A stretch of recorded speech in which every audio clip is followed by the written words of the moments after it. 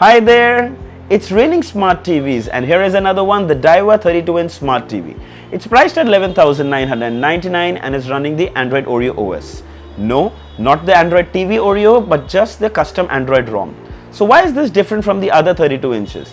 Well, this has an inbuilt soundbar, so I'm looking forward to that. In this video, we're going to unbox it, see its specs, see its display, also that sound quality, apps and interface and everything you want to know about the Daiwa 32-inch. So continue watching. This is your friend Singh. Let's get started.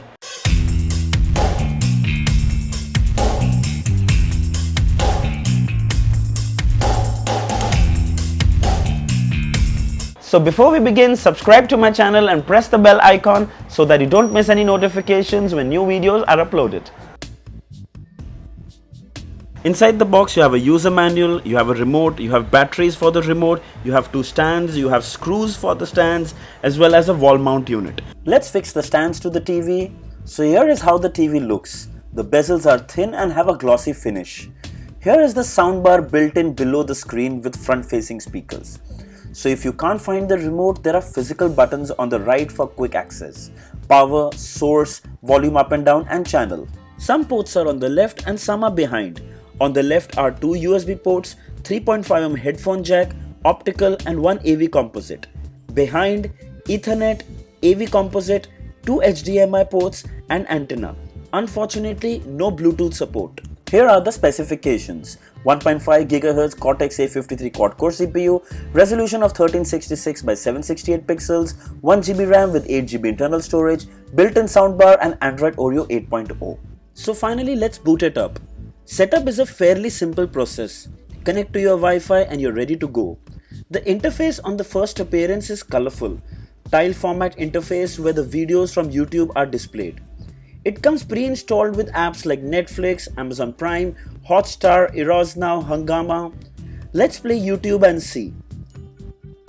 The app works without any lag. The display simply looks stunning. The colors are vivid and punchy.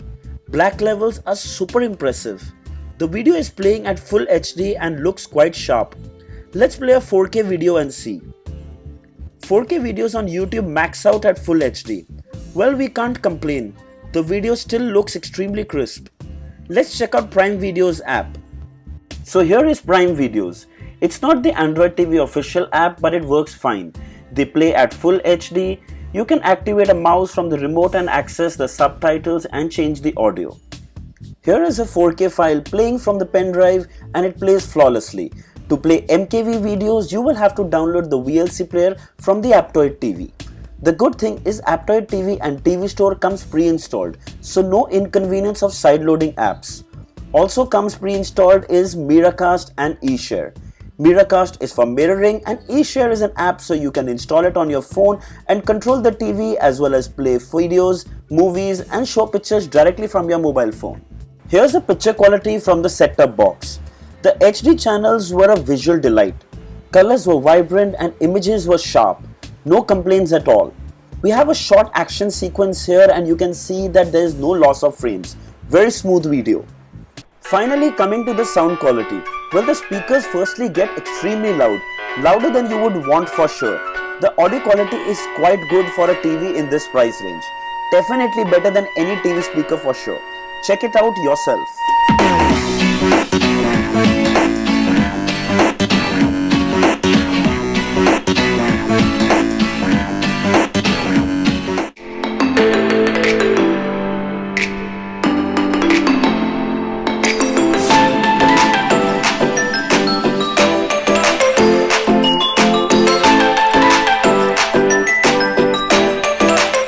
Now that you've seen it all, I'll tell you what I didn't like. The user interface. The user interface is an Android custom ROM, but still it's very buggy.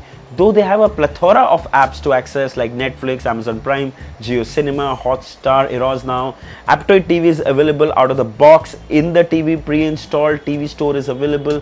But let me tell you, Netflix and Amazon Prime are not official apps. They're still the regular apps that we use on our phone, but I still found them very buggy.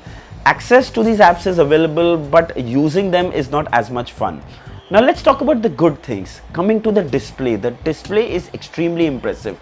Vibrant display, the reds totally stand out, blacks are deep, Display, no problem at all. Though it is not even a full HD display, it's an HD ready display, but still it's really good.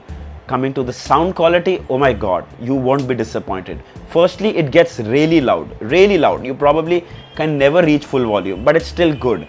And the bass is decent, the volume and the audio clarity is good. It's something you won't find in regular smart TVs that don't have an inbuilt soundbar. So if you are someone who likes to enjoy music, this one is an easy pick for you. So if you want to buy one, I'll leave the links in the description. Do check them out. Also, if there are any questions regarding the Daiwa TV, do put them down in the comments. Don't forget to like this video, share this video and subscribe to my channel for many more videos like these. Until next time, cheers.